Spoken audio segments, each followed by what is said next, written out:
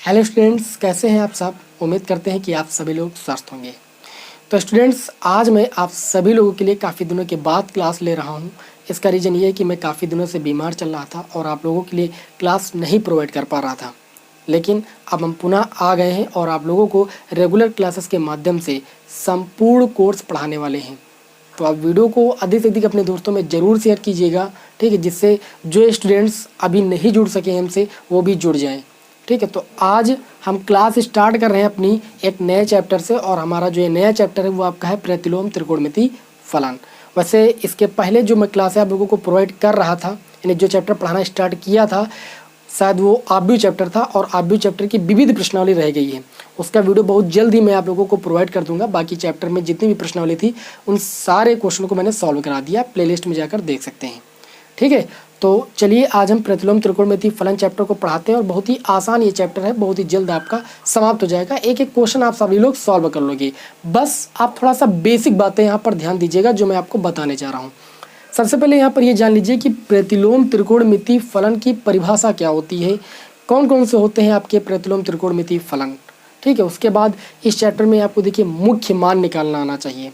किसी दिए गए प्रतिलोम त्रिकोणमिति फलन का मुख्य मान कैसे निकालना है, तो मुख्य मान निकालने के लिए कुछ बेसिक फार्मूले हैं आपको आना चाहिए, और प्रतिलोम त्रिकोणमिति फलन के परिसर आनी चाहिए, यानी उनकी रेंज आपको पता होनी चाहिए, तभी जो है आप प्रतिलोम त्रिकोणमिति फलन का मुख्य मान ज्ञात कर सकते हो। तो चलिए यहाँ पर सबसे पहले जान लेते हैं कि प्रतिलोम त्रिकोणमिति फलन की परिभाषा क्या होती है। तो प्रतिलोम त्रिकोणमिति फलन की परिभाषा होती है कि ऐसे सभी त्रिकोणमिति व्यंजक जो किसी कोण को उसके मान के रूप में व्यक्त करते हैं। ठीक है, ऐसे सभी त्रिकोणमिति व्यंजक जो किसी कोण को उसके मान के रूप में व्यक्त करते हैं त्रिकोणमिति फलन अथवा प्रतिलोम त्रिकोणमिति फलन कहलाते हैं। जैसे यहाँ पर हम बात करें, देखिए आप सभी लोग जानते हैं, जैसे त्रिकोणमिति फलन की बात करें तो त्रिकोणमिति फलन sine x, cos x, tan x, cot x, sec x, cosec x, ये आपके जो होते हैं वो त्रिकोणमिति फलन होते हैं, आप सभी को पता है। ठीक है, और जो प्रतिलोम त्रिकोणमिति फलन होते हैं वो क्या होते हैं, साइन एक्स का उल्टा कर दीजिए साइन इनवर्स एक्स, कॉस का उल्टा कर दोगे कॉस इनवर्स एक्स, टैन का उल्टा कर दीजिए टैन इनवर्स एक्स, कॉट का उल्टा कर दीजिए भाई cot inverse x, sec inverse x, cosec inverse x. तो आपके जो प्रतिलोम त्रिकोणमिति फलन होते हैं वो आपके होते हैं sine inverse x, cos inverse x, tan inverse x, cot inverse x, sec inverse x, cosec inverse x, ये आपके प्रतिलोम त्रिकोणमिति फलन होते हैं। और जो ये है आपके sine, cos, tan, cot x, sec x, cosec x, ये आपके होते हैं त्रिकोणमिति फलन। समझ गए ना। तो हमें यहाँ पर क्या पढ़ना है, प्रतिलोम त्रिकोणमिति फलन पढ़ना है, यानी ये वाले फलनों का हमें अध्ययन करना है। अब यहाँ पर एक बात थोड़ा सा और आप ध्यान दीजिएगा, कुछ मुख्य बातें आपको बताना बहुत ज़रूरी है। देखिए आप कभी ये गलती मत करना कि जो साइन इनवर्स एक्स की वैल्यू होती है वो साइन एक्स की होल पावर -1 के बराबर होती है, ये कभी नहीं बराबर होती, ये चीज़ याद रखिएगा। ये चीज़ आपकी, अगर आप ऐसा सोच रहे हैं कि साइन इनवर्स एक्स की वैल्यू जो है वो साइन एक्स की होल पावर -1 के बराबर होता है, तो ये आप गलत सोच रहे हैं। साइन इनवर्स एक्स की वैल्यू जो होती है वो साइन एक्स की होल पावर -1 के बराबर नहीं होती है। और एक चीज़ याद रख लेना, यहाँ पर एक बेसिक बात है आपके लिए, साइन इनवर्स साइन एक्स की वैल्यू जो होती है वो सदैव एक्स के बराबर होती है। चाहे ये ऐसा लिखा हो, साइन उसके बाद लिखा हो साइन इनवर्स एक्स, तब भी इसकी वैल्यू एक्स के बराबर ही होगी। एक ये बात आप सभी को याद रखनी है। इतनी बात आप सभी को समझ में आ गई कि नहीं समझ में आ गई। प्रतिलोम त्रिकोणमिति फलन की परिभाषा समझ में आ गई। प्रतिलोम त्रिकोणमिति फलन कौन कौन से होते हैं, sine inverse x, cos inverse x, tan inverse x, cot inverse x, sec inverse x, cosec inverse x, ये हमारे प्रतिलोम त्रिकोणमिति फलन होते हैं। ठीक है, और कभी भी साइन इनवर्स एक्स का मान जो होता है वो साइन एक्स की होल पावर -1 के बराबर नहीं होता है। इसी प्रकार कॉस इनवर्स एक्स का मान जो होता है वो कॉस एक्स की होल पावर -1 के बराबर नहीं होता है। इसी प्रकार आप टैन भी लिख सकते हो, कॉट भी लिख सकते हो। ठीक है, तो ये चीज़ ध्यान रखिएगा कि यहाँ पर जो इनवर्स होता है वो पावर के रूप में नहीं हो सकता है। दूसरी बात, साइन इनवर्स साइन एक्स की वैल्यू जो होती है वो एक्स के बराबर होती है, साइन इनवर्स एक्स की वैल्यू जो होती है वो एक्स के बराबर होती है। ये चीज़ आपको याद रखनी है। इतनी बात आप सभी को समझ में आ गई। तो अब देखिए यहाँ पर जो आपको फर्स्ट टाइप का क्वेश्चन सीखना है वो सीखना है मुख्य मान, यानी प्रतिलोम त्रिकोणमिति फलन के प्रिंसिपल वैल्यू निकालना सीखना है, यानी मुख्य मान निकालना सीखना है। तो मुख्य मान निकालने के लिए यहाँ पर जो आपके 6 प्रतिलोम त्रिकोणमिति फलन है इनकी आपको रेंज पता होनी चाहिए। तो चलिए सबसे पहले इनकी रेंज आपको बताते हैं, कुछ बेसिक फार्मूले बताते हैं, फिर प्रश्नावली के क्वेश्चनों की ओर ले चलते हैं और आप तुरंत एक एक क्वेश्चन को सॉल्व कर लोगे, ज़्यादा बताने की हमें ज़रूरत ही नहीं पड़ेगी। इसको आप सबसे पहले नोट कर लीजिए क्योंकि बेसिक बातें आना बहुत ही आवश्यक है। इसको यहाँ पर हम रफ कर देते हैं।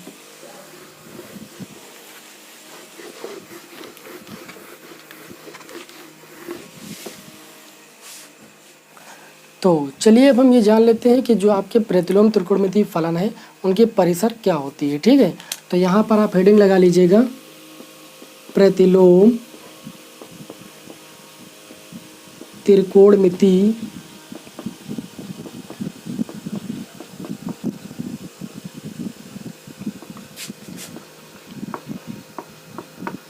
फलनों की रेंज या परिसर ले सकते हो, इंग्लिश में रेंज बोलते हैं। तो पहला आपका होता है साइन इनवर्स एक्स। ठीक है, यहाँ पर थोड़ा सा हम आप लोगों को ट्रिक के माध्यम से बताते हैं जिससे आप लोगों को हमेशा याद रहे, आप कभी मत भूलें। पहले आप यहाँ पर साइन इनवर्स एक्स लिख लीजिए, फिर कॉसेक इनवर्स एक्स लिख लीजिए, फिर टैन इनवर्स एक्स लिख लीजिए। ठीक है, उसके बाद आप लिख लीजिए भाई कॉस इनवर्स एक्स, फिर लिख लीजिए सेक इनवर्स एक्स, फिर लिख लीजिए कॉट इनवर्स एक्स। इस तरीके से यदि आपने लिख लिया तो आपको याद करने में बहुत ही आसान रहेगी, रटना नहीं पड़ेगा। देखिए साइन इनवर्स एक्स की जो रेंज होती है वो बंद अंतराल के अंतर्गत होती है -π/2 से π/2। इसका मतलब क्या होता है वो भी आप अच्छे तरीके से समझ लीजिए। मतलब अगर कोई फलन आपको जो है साइन इनवर्स एक्स के रूप में दिया गया है तो उसका जो मुख्य मान आएगा वो -π/2 से π/2 के बीच आएगा, यानी -90 डिग्री से 90 डिग्री के बीच आएगा। ठीक है, उसमें -90 डिग्री भी शामिल है और +90 डिग्री भी शामिल है। इस बंद अंतराल का मतलब ये होता है, बंद अंतराल का मतलब ये वैल्यू भी शामिल की जाएगी, ये वैल्यू भी शामिल की जाएगी और इसके बीच की वैल्यू जितनी होंगी वो भी शामिल होंगी। क्लियर इतनी बात? तो साइन इनवर्स एक्स का जो रेंज होता है वो -π/2 से π/2 होता है बंद अंतराल के अंतर्गत। इसी प्रकार यहाँ पर बात करें कॉसेक इनवर्स एक्स, तो हमने sine inverse x, cosec inverse x, tan inverse x पास पास क्यों लिखा है? क्योंकि इनकी प्रकृति सेम है। देखिए इसमें भी ये आएगा बंद अंतराल के अंतर्गत -π/2 से π/2 आएगा। इसमें शामिल क्या नहीं होगा भाई? देखिए इसका जो कॉसेक इनवर्स एक्स का मुख्य मान होगा -π/2 से π/2 होगा, लेकिन इसमें शामिल क्या नहीं होगा? आप जानते हो कि कॉसेक कितने की वैल्यू जो होती है वो इन्फिनेटिव होती है, यानी अपरिभाषित होती है। तो आप सभी को पता है 0। ठीक है, अगर यहाँ पर आप x के स्थान पर 0 रख दें तो कॉसेक 0 की वैल्यू होती है इन्फिनेटिव के बराबर, इसलिए इसमें जो है 0 शामिल नहीं किया जाएगा। यहाँ पर 0 को हम माइनस कर देंगे, यानी कॉसेक इनवर्स x का जो क्या होगा मुख्य मान होगा वो -π/2 से π/2 के बीच होगा। उसमें -π/2 और +π/2 दोनों शामिल होगा, लेकिन 0 शामिल नहीं होगा। ठीक, क्यों? क्योंकि 0 पर कॉसेक इनवर्स एक्स प्रतिलोम त्रिकोणमितीय फलन की वैल्यू जो होती है वो अपरिभाषित होती है, इसलिए यहाँ पर 0 को शामिल नहीं करते हैं इसकी रेंज में। टैन इनवर्स एक्स की रेंज क्या होती है? टैन इनवर्स एक्स में अगर देखो तो -π/2 पर अगर टैन की वैल्यू फाइंड करोगे तब भी आपको इन्फिनिटी मिलेगी। अगर आप +π/2 पर वैल्यू फाइंड करोगे तब भी आपको इन्फिनिटी भी मिलेगी। तो यहाँ पर जो इसकी रेंज हो जाएगी वो -π/2 से π/2 होगी, लेकिन ये खुले अंतराल के अंतर्गत होगी। खुले अंतराल का मतलब ये है कि -π/2 शामिल नहीं होगा और π/2 शामिल नहीं होगा। बाकी जो है -π/2 से π/2 की भी जितनी वैल्यू होंगी वो सारी शामिल होंगी, बस उसमें -π/2 और π/2 आपका शामिल नहीं होगा। समझ गए? तो टैन इनवर्स एक्स वाला जब कोई प्रतिलोम त्रिकोणमितीय फलन दिया जाएगा तो उसका मुख्य मान जो होगा वो -π/2 से π/2 के बीच होगा, उसमें -π/2 और π/2 शामिल नहीं होगा। समझ में आ गई बात? इस खुले अंतराल का यही मतलब है। खुले अंतराल का मतलब ये चीज़ आपके इंक्लूड नहीं है। बंद अंतराल का मतलब ये दोनों चीज़ें इंक्लूड हैं, यानी शामिल हैं। ठीक है, अब आगे देखते हैं। कॉस इनवर्स एक्स की जो रेंज होती है वो बंद अंतराल के अंतर्गत होती है 0 से π, यानी अगर कोई आपका प्रतिलोम त्रिकोणमितीय फलन कॉस इनवर्स एक्स के रूप में दिया गया है तो उसकी रेंज 0 से π होगी। उसमें 0 भी शामिल है और π भी शामिल है, उसके बीच की जितनी भी वैल्यू है वो सारी शामिल होंगी। उसके बाद बात करें यहाँ पर sec inverse x. Sec inverse x में आपका होता है जरूर 0 से π, लेकिन इसमें शामिल क्या नहीं होता है? इसमें शामिल नहीं होता है π/2, क्योंकि आप सभी को पता है कि सेक π/2 की वैल्यू कितनी होती है? इन्फिनेटिव होती है, इसलिए यहाँ पर π/2 को शामिल नहीं किया जाता है। कॉट इनवर्स एक्स की बात करें तो खुले अंतराल के अंतर्गत 0 से π रेंज होती है, जिसमें जीरो और पाई शामिल नहीं होता है। क्यों नहीं शामिल होता है? क्योंकि कॉट जीरो की वैल्यू इन्फिनिटिव होती है और कॉट पाई की वैल्यू भी इन्फिनिटिव होती है, इसलिए जीरो और पाई शामिल नहीं होगा, बल्कि कॉट इनवर्स एक्स की जो रेंज होगी यानी जो मुख्य मान होगा वो जीरो और पाई के बीच होगा, उसमें जीरो और पाई आपका शामिल नहीं होगा। इस तरीके से जो है आप इन 6 प्रतिलोम त्रिकोणमितीय फलनों की रेंज याद कर सकते हो। वैसे याद भी हो गई होंगी, बहुत ही आसान तरीके से मैंने आपको बता दिया। अब कुछ मुख्य फार्मूले हम आपको बता देते हैं जिनकी मदद से आप जो है प्रश्नावली 2.1 के सारे क्वेश्चन आसानी से सॉल्व कर पाओगे, और ये चीज़ें आप सभी को पता भी होंगी। जैसे यहाँ पर हम बात करें, आप सभी को पता है त्रिकोणमितीय फलन की पहले बात करते हैं। आप सभी को पता है साइन माइनस थीटा की वैल्यू किसके बराबर होती है, कॉस माइनस थीटा की वैल्यू किसके बराबर होती है, टैन माइनस थीटा की वैल्यू किसके बराबर होती है, कॉट माइनस थीटा की वैल्यू किसके बराबर होती है, सेक माइनस थीटा की वैल्यू किसके बराबर होती है, कॉस माइनस थीटा की वैल्यू किसके बराबर होती है। सबसे पहली बात तो आपको ये चीज़ आनी चाहिए, एकदम बेसिक बातें मैं आपको बता रहा हूँ जिससे आपका क्वेश्चन कहीं पर भी फंसे ना। जब सारी बातें आपको पता होंगी तो क्वेश्चन आपका कहीं पर भी नहीं फंसेगा। साइन माइनस थीटा की वैल्यू जो होती है वो माइनस साइन थीटा के बराबर होती है। बस इस तरीके से याद कर सकते हो कि कॉस और सेक को आप ढूंढ लीजिए। कॉस माइनस थीटा की वैल्यू जो होती है वो प्लस कॉस थीटा होती है, और सेक माइनस थीटा की वैल्यू जो होती है वो प्लस सेक थीटा होती है। बाकी साइन माइनस थीटा जो होगा वो माइनस साइन थीटा के बराबर होगा, टैन माइनस थीटा जो होगा वो माइनस टैन थीटा के बराबर होगा, बाकी से जो माइनस होगा वो बाहर आ जाएगा। इसी प्रकार कॉट माइनस थीटा जो होगा माइनस कॉट थीटा के बराबर होगा। यहाँ पर ये पॉजिटिव हो जाएगा, यानी मैंने बता दिया कि कॉस और सेक पॉजिटिव होगा बस। इसी प्रकार कॉस माइनस थीटा, देखिए यहाँ पर कॉस लिख दिया गलती से, यहाँ पर कॉट होना चाहिए, ठीक। कॉसेक हमने कहीं पर नहीं लिखा है, यहाँ पर कॉसेक लिख लीजिए भाई, 2 बार लिख गया था कॉसेक माइनस थीटा, ये आपका हो जाएगा माइनस का कॉसेक थीटा। सिर्फ याद रखिएगा कि कॉस माइनस थीटा जो होता है प्लस कॉस थीटा के बराबर होता है, सेक माइनस थीटा जो होता है वो आपका प्लस सेक थीटा के बराबर होता है, बाकी सारी चीज़ें आपकी माइनस होंगी, ठीक है। तो ये इस तरीके से ये बात आपको आनी चाहिए। उसके बाद आपको हम बता दें यहाँ पर अब जो प्रतिलोम त्रिकोणमितीय फलन में क्या आपको फार्मूला याद रखना है। देखिए, जो साइन इनवर्स माइनस थीटा की वैल्यू होती है वो माइनस साइन इनवर्स थीटा के बराबर होती है। दूसरी बात, कॉस इनवर्स माइनस थीटा की वैल्यू जो होती है वो pi minus cos inverse theta के बराबर होती है। याद रखिएगा, साइन इनवर्स माइनस थीटा की वैल्यू जो होती है वो माइनस साइन इनवर्स थीटा के बराबर होती है। कॉस इनवर्स माइनस थीटा की वैल्यू जो होती है वो pi minus cos inverse theta के बराबर होती है। इसी प्रकार तीसरा formula, tan inverse minus theta की वैल्यू जो होती है वो माइनस टैन इनवर्स थीटा के बराबर होती है। तीसरा। चौथा formula, cosec inverse minus theta की वैल्यू जो होती है वो माइनस कॉसेक इनवर्स थीटा के बराबर होती है। फिर पाँचवें पर आ जाइए, सेक इनवर्स माइनस थीटा की वैल्यू जो होती है वो pi minus sec inverse theta के बराबर होती है। इसी प्रकार छठवां फार्मूला है, कॉट इनवर्स माइनस थीटा की वैल्यू जो होती है वो pi minus cot inverse theta के बराबर होती है। आपको यहाँ पर 3 सूत्र अच्छे तरीके से याद रखने हैं। कॉस इनवर्स माइनस थीटा की वैल्यू जो होती है वो pi minus cos inverse theta के बराबर होती है। सेक इनवर्स माइनस थीटा की वैल्यू जो होती है वो pi minus sec inverse theta के बराबर होती है।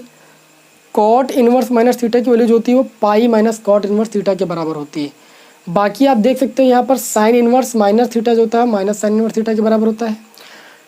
कॉसेक इनवर्स माइनस थीटा जो होता है माइनस कॉसेक इनवर्स थीटा के बराबर होता है। टैन इनवर्स माइनस थीटा जो होता है माइनस टैन इनवर्स थीटा के बराबर होता है। इतने फार्मूले आपको क्लियर होने चाहिए, ठीक है। इनका एक आधों का मैं डेरिवेशन भी बता देता हूँ। जैसे मैं यहाँ पर ही आपको बता देता हूँ कि साइन इनवर्स माइनस थीटा जो है माइनस साइन इनवर्स थीटा कैसे आया, ठीक है, या कॉस इनवर्स माइनस थीटा जो है पाई माइनस कॉस इनवर्स थीटा कैसे आया, बिल्कुल 2 लाइन में आपको बता देता हूँ इनका निगमन करना, ठीक है। तो इसको आप नोट जरूर कर लीजिएगा, रेंज आपको आना बहुत ज़रूरी है। इसको यहाँ पर मैं नहीं रफ करूँगा, इधर रफ करूँगा क्योंकि इसकी भी आवश्यकता पड़ेगी। अगर अभी आपको लर्न नहीं है, मैं क्वेश्चन सॉल्व करा रहा हूँ, तो इधर मैं आपको दिखा दूँगा कि इसकी रेंज ये होती है, तो उसी वक्त आपको याद भी हो जाएगा। इसलिए इसको अभी रफ नहीं करूँगा, इसको यहाँ पर रफ कर रहा हूँ। ये चीज़ आप सभी को पता भी है, आप लोगों ने पिछले क्लासों में पढ़ा है। तो यहाँ पर देखिए भाई, अगर हमें यहाँ पर पहले फार्मूले को प्रूव करना हो, पहले फार्मूले को जैसे हमें प्रूव करना हो कि साइन इनवर्स माइनस थीटा की value minus sine inverse theta के बराबर होती है, ये चीज़ आपको जैसे प्रूव करनी हो, निगमन करना हो इसका, तो आप क्या करोगे, सबसे पहले मान लोगे कि माना y equal to sine inverse minus theta, इसको मानकर हम चलते हैं y के बराबर, y equal to sine inverse minus theta. तो आप देखोगे ये साइन इनवर्स दूसरे पक्ष में आ जाएगा, तो ये हो जाएगा साइन y इक्वल टू कितना हो जाएगा, माइनस का थीटा। हो जाएगा कि नहीं हो जाएगा, बताइए भाई। अब यहाँ से इस माइनस को इधर लाएंगे तो माइनस का साइन y इक्वल टू कितना हो जाएगा भाई, थीटा हो जाएगा। हो जाएगा ना। अब देखिए यहाँ पर, अब इसको हम कितना ले सकते हैं, देखिए मैंने अभी आपको बताया कि साइन माइनस थीटा की वैल्यू जो होती है वो माइनस साइन थीटा के बराबर होती है। तो यहाँ पर माइनस साइन थीटा के रूप में लिखा है कि नहीं, तो इसको ऐसा आप लिख सकते हो। कैसा लिख सकते हो भाई, इसको लिख सकते हो sine minus y equal to theta. अब ये साइन उधर ले जाइए, तो माइनस वाई इक्वल टू आपका हो जाएगा साइन इनवर्स थीटा। ये साइन उधर चला गया, इनवर्स में बदल गया। अब इस माइनस को उधर भेज दीजिए भाई, तो ये हो जाएगा y equal to minus sine inverse theta. अब देखिए y किसके बराबर आपने माना था, साइन इनवर्स माइनस थीटा बराबर माइनस साइन इनवर्स थीटा। हो गया कि नहीं, बताइए भाई। कुछ नहीं किया, बहुत ही सिंपल है। पहले इसको हमने y के बराबर मान लिया, फिर साइन को इधर लेकर आए, तो ये आपका हो गया sine y equal to minus का थीटा, माइनस इधर ले आए तो minus sine y equal to theta. हम जानते हैं माइनस साइन y जो होता है वो साइन माइनस y के बराबर होता है, वो लिख लिया मैंने इक्वल टू थीटा। तो यहाँ पर साइन को फिर दूसरे पक्ष में पक्षांतर कर दिया, साइन इनवर्स थीटा हो गया। तो यहाँ से देखा तो y इक्वल टू, ये माइनस चिन्ह उधर चला गया, माइनस साइन इनवर्स थीटा आपका हो गया। उसके बाद देखें तो यहाँ से y वैल्यू हमने मानी थी साइन इनवर्स माइनस थीटा के बराबर, इसके स्थान पर वैल्यू पुट कर दिया, तो साइन इनवर्स माइनस थीटा जो है माइनस साइन इनवर्स थीटा के बराबर हो गया। इस तरीके से पहला फार्मूला आपका प्रूफ हो गया, बहुत ही सिंपल तरीके से। बिल्कुल इसी तरीके से जैसे मान लीजिए हमें दूसरा फार्मूला प्रूफ करना हो, ठीक है, तो इसको यहाँ पर थोड़ा सा रफ कर रहे हैं हम, देखिएगा ध्यान से।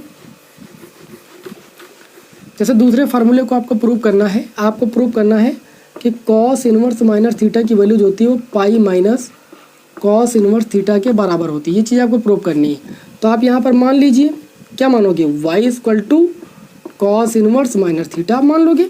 यहाँ पर देखिए साइन इनवर्स माइनस थीटा बराबर प्रूव करना था, तो आपने y बराबर इसको मान लिया था। अब आपको इसको इसके बराबर प्रूव करना, तो y इक्वल टू इसको मान लिया हमने, ठीक है। आप चाहें तो इसको समीकरण के यहाँ पर मान सकते हो, क्योंकि इसका यूज अभी आगे पड़ता है, आप सभी को पता है। तो यहाँ पर देखिए भाई, ये कॉस इनवर्स इधर आएगा, तो ये आपका हो जाएगा कॉस y इक्वल टू, इधर आपका माइनस का थीटा हो जाएगा। ये माइनस इधर लेकर आएंगे, वही काम कर रहे हैं, कोई अलग कार्य नहीं कर रहे हैं। तो माइनस का कॉस y इक्वल टू कितना हो जाएगा भाई, थीटा हो जाएगा। आप सभी लोगों ने पढ़ा है कि माइनस कॉस थीटा जो होता है वो कॉस पाई माइनस थीटा के बराबर होता है कि नहीं, बताइए भाई। माइनस कॉस थीटा जो होता है कॉस पाई माइनस थीटा के बराबर होता है। तो यहाँ पर देखिए इसको हम लिख सकते हैं cos pi minus y equal to theta. अब ये कॉस फिर उधर पक्षांतर कर देंगे, तो pi minus y equal to आपका हो जाएगा कॉस इनवर्स थीटा। अब देखिए भाई क्या करेंगे, ये पाई हो गया, इस कॉस इनवर्स थीटा को इधर लाएंगे, माइनस का कॉस इनवर्स थीटा हो गया। इस वाई को उधर ले जाएंगे तो प्लस का वाई हो गया। वाई किसके बराबर माना था, जिसके बराबर माना था उसके बराबर लिख दो। तो pi minus cos inverse theta जो है वाई किसके बराबर माना था भाई, कॉस इनवर्स माइनस थीटा। अब देखिए यही चीज़ आपको प्रूव करनी थी कि नहीं, सूत्र में कितना आसान है, बहुत ही सिंपल तरीके से आपका दूसरा फार्मूला भी प्रूव हो गया। इसी तरीके से आगे के फार्मूले आप प्रूव कर सकते हो। अब उम्मीद है कि आप सभी लोगों को ये बेसिक फार्मूले भी याद हो गए होंगे, और जो मैंने बेसिक बातें आपको बताई, जैसे यहाँ पर आपको कुछ रेंज पता होनी चाहिए भाई, जो आपके 6 प्रतिलोम त्रिकोणमितीय फलन इनकी रेंज पता होनी चाहिए, ये भी आपको पता हो गई होगी। अब इनकी मदद से आप प्रश्नावली 2.1 को सॉल्व करना सीखोगे। तो चलिए स्टार्ट करते हैं। इसको थोड़ा यहाँ पर रफ कर देते हैं, इसको आप नोट जरूर कर लीजिए, क्योंकि इनके बगैर आपके क्वेश्चन सॉल्व होंगे नहीं।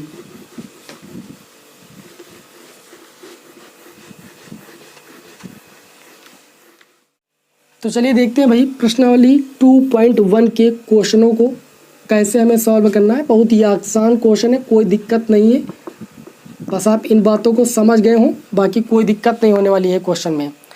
पहला क्वेश्चन देखिए भाई, आप पहले क्वेश्चन में क्या बोला जा रहा है, पहले क्वेश्चन में ये बोला जा रहा है, पहले तो ऊपर आप निर्देश पढ़ लीजिए। निम्नलिखित के मुख्य मानों को ज्ञात कीजिए। पहला आपको दिया गया है प्रतिलोम त्रिकोणमितीय फलन साइन इनवर्स -1/2। इसका आपको क्या निकालना है भाई, मुख्य मान निकालना है। ये आपका एक प्रतिलोम त्रिकोणमितीय फलन है, इसका आपको मुख्य मान निकालना है। तो ये प्रतिलोम त्रिकोणमितीय फलन जो है वो साइन इनवर्स x के रूप का है, तो इसका जो मुख्य मान आएगा वो -π/2 से π/2 के बीच आएगा। ये चीज़ आपको पता होनी चाहिए पहले से, क्योंकि रेंज नहीं पता होगी तो मुख्य मान आप निकाल नहीं सकते हो। अब आप यहाँ पर क्या करोगे, इसका आपको मुख्य मान निकालना है तो सबसे पहले इसको किसके बराबर मान लोगे भाई, y के बराबर मान लोगे। y इक्वल टू ये आपका हो जाएगा साइन इनवर्स -1/2। अब ये साइन इनवर्स इधर आएगा तो ये हो जाएगा साइन y इक्वल टू कितना हो जाएगा -1/2। इतनी बात समझ में आई कि नहीं। यहाँ पर देखिए ये आपका हो जाएगा साइन y इक्वल टू, यहाँ पर देखिए ये आपका हो जाएगा -1/2। साइन कितने की वैल्यू होती है, तो आप सभी को पता साइन π/6 की वैल्यू होती है। साइन 30 डिग्री की वैल्यू 1/2 होती है, तो साइन 30 डिग्री को आप π/6 ही तो लिखोगे। अब यहाँ पर देखिए sine y equal to minus sine π/6 तुलना करोगे तो यहाँ से y की वैल्यू कितनी मिल जाएगी, माइनस का π/6। ये साइन से साइन दोनों पक्षों में हट जाएगा, y इक्वल टू माइनस π/6 बच जाएगा। अब जो ये y इक्वल टू आपको माइनस π/6 मिला है, y किसके बराबर आपने माना था, साइन इनवर्स -1/2 के स्थान पर ही तो y माना था, इसको y के बराबर ही तो माना था। तो हमने y के स्थान पर ये वैल्यू पुनः रख दी, तो इसकी वैल्यू जो हमें मिली वो कितनी मिली भाई, माइनस का π/6 मिली। अब जो ये माइनस का π/6 वैल्यू आई है, क्या वो इस साइन इनवर्स x प्रतिलोम त्रिकोणमितीय फलन वाली रेंज के अंतर्गत बिलोंग करती है। यानी इसकी जो रेंज है साइन इनवर्स x की -π/2 से π/2 इसमें क्या बिलोंग कर रही है। तो देखिए π/6 -π/6 का मतलब -30 डिग्री, -30 डिग्री जो है वो -90 डिग्री से +90 डिग्री के बीच की वैल्यू है कि नहीं है, बताइए। इसके बीच में बिलोंग कर रही है कि नहीं कर रही है, जी बिल्कुल कर रही है। इसलिए ये आपका मुख्य मान क्या भाई 100% सही है, क्योंकि आपको यहाँ पर साइन इनवर्स -1/2 का मुख्य मान निकालना था। यानी साइन इनवर्स x के रूप का जो प्रतिलोम त्रिकोणमितीय फलन दिया गया था उसका मुख्य मान निकालना था। और आप जानते हो कि साइन इनवर्स x का जो मुख्य मान होता है वो आपका -π/2 से π/2 के बीच होता है। तो यहाँ पर जो मुख्य मान आया है वो -π/2 से π/2 के बीच में आया है, इसलिए ये आपका 100% सही है, इसमें कोई दिक्कत नहीं होनी चाहिए। जैसे एक और क्वेश्चन लेते हैं आपके सामने। अभी एक आधे क्वेश्चनों में हो सकता है आपको थोड़ा सा कन्फ्यूजन हो, तो वो कन्फ्यूजन आपका दूर हो जाएगा। दूसरे क्वेश्चन में बोला जा रहा है कॉस इनवर्स √3/2। इसका आपको क्या निकालना भाई, मुख्य मान निकालना है। तो मैंने बताया देखिए कि कॉस इनवर्स x की जो रेंज होती है वो 0 से पाई होती है, जिसमें 0 और पाई शामिल होता है, ठीक है। और 0 और पाई के बीच में जितनी भी वैल्यू होती है वो भी शामिल होती हैं, ठीक है। यही तो रेंज इसकी देखिए 0 से पाई। तो यहाँ पर आप क्या करोगे, सबसे पहले इसको y के बराबर मानोगे, कॉस इनवर्स √3/2। ये देखिए सबसे सरल तरीका है भाई, इससे क्वेश्चन आपका कभी गलत नहीं होगा। अब देखिए यहाँ पर आप क्या करोगे, इस कॉस इनवर्स को इधर ले आओ भाई, कॉस y इक्वल टू ये आपका हो जाएगा √3/2। कॉस y इक्वल टू ये कॉस कितने की वैल्यू भाई, कॉस π/6 की वैल्यू है भैया। कॉस 30 डिग्री की वैल्यू √3/2 होती है कि नहीं होती है, तो कॉस π/6 से ले सकते हो। इसका मतलब यहाँ से y इक्वल टू कितना आपको मिल जाएगा, π/6। अब y किसके बराबर आपने माना था, कॉस इनवर्स √3/2। यानी कॉस इनवर्स √3/2 की वैल्यू कितनी आ गई भाई, π/6। अब देखिए भाई कॉस इनवर्स x की रेंज 0 से पाई, ठीक है। तो यहाँ पर देखिए π/6 मिला जो कि 30 डिग्री है। क्या 0 से 180 डिग्री के बीच में 30 डिग्री आता है, जी बिल्कुल आता है। यानी ये जो हमें मुख्य मान मिला है ये बिलोंग कर रहा है 0 से पाई रेंज के अंदर, इसलिए ये आपका मुख्य मान क्या होगा, 100% सही होगा, कोई दिक्कत नहीं है। अगर इस रेंज से बाहर ये वैल्यू आ जाती तो ये आपका मुख्य मान इस दिए गए प्रतिलोम त्रिकोणमितीय फलन का नहीं होता, ये चीज़ याद रखिएगा। इसीलिए रेंज यहाँ पर आपको याद रखना है कि आपका मुख्य मान जो हो वो गलत ना होने पाए। उम्मीद है कि आप सभी लोगों को थोड़ी थोड़ी बात अच्छे तरीके से समझ में आ रही होगी, थोड़ी थोड़ी क्या पूरी बात आप सभी को समझ में आ रही होगी। चलिए एक दो क्वेश्चन और लेते हैं आपके सामने थोड़ा सा।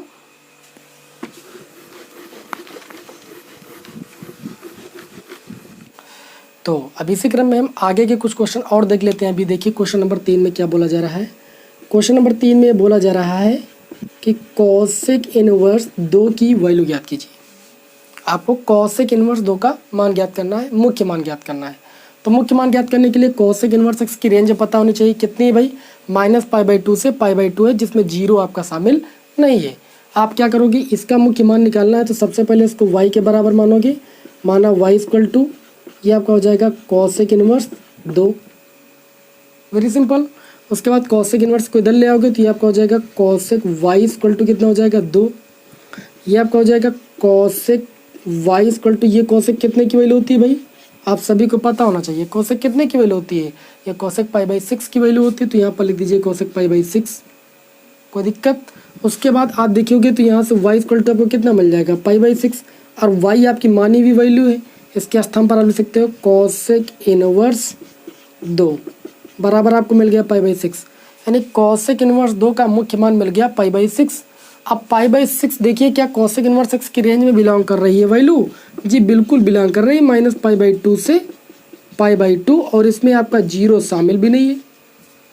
देखिए भाई पाई बाई 6 का मतलब क्या है 30 डिग्री, 30 डिग्री तो माइनस 90 डिग्री और प्लस 90 डिग्री के बीच में आता ही है, तो ये आपके क्या हो जाएगा भाई, ये आपका मुख्य मान हो जाएगा भाई कोसेक इनवर्स 2 का। क्लियर है कि नहीं क्लियर है, बहुत ही आसान क्वेश्चन है। एक क्वेश्चन और लेते हैं आपके सामने, इसी तरीके से आपका सारा कन्फ्यूजन हम दूर कर देंगे। क्वेश्चन नंबर 4 में देखिए क्या बोला जा रहा है, क्वेश्चन नंबर 4 में बोला जा रहा है tan इनवर्स माइनस रूट 3 का भाई मुख्य मान बताइए कितना होगा। तो आप सभी को पता है कि tan इनवर्स x की रेंज जो होती है माइनस 90 डिग्री से प्लस 90 डिग्री की होती है, और इसमें माइनस 90 डिग्री और प्लस 90 डिग्री आपका शामिल नहीं होता है।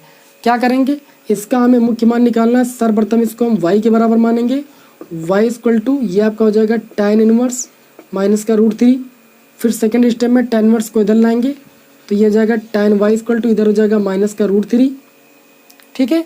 उसके बाद देखिए यहाँ पर ये आपका हो जाएगा tan y equal to minus root 3 कितने का मान होता है भाई, tan देखिए tan 60 डिग्री की वैल्यू होती है रूट 3, और 60 डिग्री को लेकर जाता है पाई बाई 3, तो यहाँ पर आप पाई बाई 3 लिख दीजिए भाई।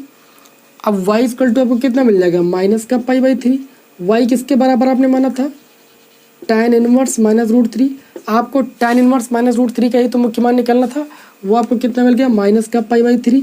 अब जो ये पाई बाई 3 आया है, क्या इस tan इनवर्स x की जो रेंज है खुले अंतराल के अंतर्गत माइनस पाई बाई 2 से पाई बाई 2 इसके बीच में है भाई माइनस का पाई बाई 3, जी बिल्कुल है। माइनस 90 डिग्री से प्लस 90 डिग्री के बीच में ही तो आपका माइनस का 60 डिग्री पड़ता है, कि माइनस पाई बाई 3 का मतलब क्या है, माइनस का 60 डिग्री, माइनस का 60 डिग्री जो है माइनस 90 डिग्री से प्लस 90 डिग्री के बीच में पड़ रहा है, इसमें माइनस का 90 डिग्री और प्लस का 90 डिग्री शामिल नहीं होगा। क्यों, क्योंकि tan इनवर्स x की रेंज जो है वो खुले अंतराल में दी गई, खुले अंतराल का मतलब ये चीज़ शामिल नहीं होगा। तो यहाँ पर आपको जो मुख्य मान मिला है वो आपका माइनस का 60 डिग्री मिला है, ठीक है, जो कि इस रेंज के अंदर बिलोंग कर रहा है, इसलिए ये आपका मुख्य मान 100% सही है। आंसर में कोई भी दिक्कत नहीं होने वाली है। क्लियर है। चलिए एक दो क्वेश्चन और लेते हैं आपके सामने थोड़ा सा, उसके बाद जो क्वेश्चन रह जाएंगे वो मुख्य मान वाले आप स्वयं सॉल्व कर लोगे, हमसे कहोगे नहीं कि सर आप और भी क्वेश्चन सॉल्व कीजिए। यदि कोई भी प्रॉब्लम आती है तो आप कमेंट बॉक्स में ज़रूर बताइएगा। चलिए क्वेश्चन और ले लेते हैं, थोड़ा सा बढ़िया फर्स्ट क्लास क्वेश्चन है आपका, और ये एग्जाम में सबसे ज़्यादा पूछा गया है। Question number 5, cos inverse minus 1/2 इसका मुख्य मान बताइए। इसका मुख्य मान निकालने में अधिकतर स्टूडेंट्स 90% स्टूडेंट्स जो इस क्वेश्चन को सॉल्व करने में गलती करते हैं, या कॉस इनवर्स माइनस 1/2 का मुख्य मान निकालने में गलती करते हैं। क्यों गलती करते हैं, देखिए उनको क्या नहीं पता होता है। देखिए हमें इसका मुख्य मान निकालना है, तो सबसे पहले उसको हम y के बराबर मानेंगे, y इक्वल टू आपका हो जाएगा कॉस इनवर्स माइनस 1/2, ओके। उसके बाद इस कॉस इनवर्स को इधर लाएंगे तो ये आपका हो जाएगा cos y equal to minus 1/2, okay. अब क्या करेंगे, देखिए इस माइनस को इधर लाएंगे तो माइनस का कॉस y इक्वल टू ये आपका कितना हो जाएगा 1/2, ठीक है। इसको लिख सकते हो माइनस का कॉस y इक्वल टू, ये कॉस कितने की वैल्यू है आप सभी को पता है, ये कॉस कितने की वैल्यू है, ये कॉस 60 डिग्री की वैल्यू है। कॉस 60 डिग्री को आप लिख सकते हो कॉस पाई बाई 6। इस माइनस को आप अगेन इधर लेकर चले जाइए, cos y equal to minus cos pi by 6, कोई दिक्कत नहीं थी, इधर ही रहता माइनस, तभी कोई दिक्कत नहीं थी। आप सभी लोगों ने सूत्र क्या पढ़ा है, सूत्र पढ़ा है कि कॉस पाई माइनस, ठीक है, सॉरी यहाँ पर गलती की भाई, पाई बाई 6 नहीं पाई बाई 3 होगा, क्योंकि कॉस 60 डिग्री की वैल्यू जो होती है वो 1/2 होती है, और कॉस 60 डिग्री को पाई बाई 3 लिखा जाता है। देखिए आप सभी को पता होना चाहिए कि माइनस कॉस थीटा जो होता है वो कॉस पाई माइनस थीटा के बराबर होता है। कॉस 180 माइनस थीटा जो होता है वो माइनस कॉस थीटा के बराबर होता है। बिल्कुल सेम उसी प्रकार से यहाँ पर देखिए माइनस कॉस थीटा लिखा है, तो इसको लिख सकते हैं, हम ऐसा लिख सकते हैं, क्या लिख सकते हैं, इसको लिख सकते हैं कॉस पाई माइनस थीटा, तो पाई माइनस थीटा के स्थान पर पाई बाई 3। ये माइनस कॉस थीटा लिखा हुआ था, minus cos theta equal to होता है कॉस 180 माइनस थीटा, इसको मैंने लिख दिया कॉस 180 माइनस थीटा। अब यहाँ से देखिए तो y इक्वल टू में कितना मिल जाएगा, पाई माइनस पाई बाई 3 मिल जाएगा। इसको हम सॉल्व करेंगे तो 3 पाई से 1 पाई जाएगा, कितना बचेगा 2 पाई बाई 3। यहाँ से देखें तो y किसके बराबर था, कॉस इनवर्स -1/2, इसकी वैल्यू कितनी आ गई भाई 2 पाई बाई 3। अब जो ये 2 पाई बाई 3 मिली है, ठीक है, ये वैल्यू हम देखेंगे क्या कॉस इनवर्स x के रेंज में बिलोंग कर रही है भाई, जी बिल्कुल कर रही है, 0 से पाई के बीच में ही बिलोंग कर रही है। 2 पाई बाई 3 का मतलब ये है 2 गुणे 180/3, 3 छंग 18, 6 दूनी 12, 120। 120 जो है वो 0 से पाई के बीच में ही तो आ रहा है, यानी ये आपका आंसर होगा 100% सही। 2 पाई बाई 3 ये आपके इस क्वेश्चन का आंसर होगा। उम्मीद है कि आप सभी लोगों को मुख्य मान निकालना आ गया होगा। अब इसी तरीके से आप आगे जो आपके 5 क्वेश्चन बढ़ते हैं, क्वेश्चन नंबर 1 से लेकर क्वेश्चन नंबर 10 तक के क्वेश्चनों में आपको प्रतिलोम त्रिकोणमितीय फलनों का मुख्य मान निकालना था, तब आप आगे निकाल लोगे, ये आपका होमवर्क है। फिर आपके आगे के जो क्वेश्चन बचे हुए हैं वो आपको अगले वीडियो में करा दिए जाएंगे, और जो अगली प्रश्नावली है उसके लिए आपको सूत्रों का निगमन भी कराया जाएगा।